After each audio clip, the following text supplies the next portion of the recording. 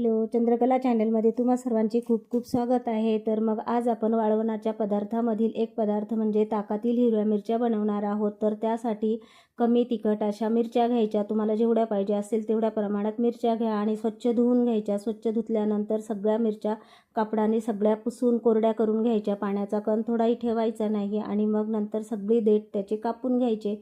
म्हणजे देठाचे वरचे शेंडे कापायचे, थोडे थोडे देठ ठेवायचे आणि सगळ्या मिरच्या मधोमध चिरून घ्यायच्या, म्हणजे मिरच्यांची पोटे फोडून घ्यायची।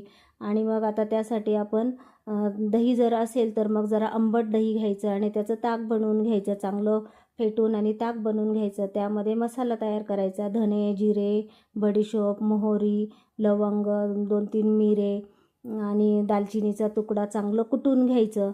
आणि मग कुटलेलं मिश्रण हे आता जे आपण ताक बनवलेलं आहे ते तर जास्त आंबट नसेल तर त्यात अर्धा लिंबू पिळून त्यामध्ये सगळं हे कुटलेलं मिश्रण मिक्स करून घ्यायचं। 1 चमचा हळदीची पावडर घालायची आणि साधारण अर्धा चमचा हिंग घालायचा आणि मीठ घालून आणि चांगलं मिक्स करून घ्यायचं। आणि ज्या मिरच्या आपण कापून ठेवलेल्या आहे त्यामध्ये हे सगळं मिश्रण भरून घ्यायचं। मिरच्यांच्या पोटांमध्ये चांगलं हे भरून घ्यायचं। आणि मग आता सगळं मिश्रण भरून झाल्यानंतर ह्या मिरच्या एका खोलगट बाउलमध्ये ठेवून आणि जे उरलेलं आहे ते पण मिश्रण त्यावर घालून घ्यायचं आणि रात्रभर झाकून ठेवायच्या, म्हणजे चांगल्या मिरच्या ताकामध्ये मुरतील आपल्या।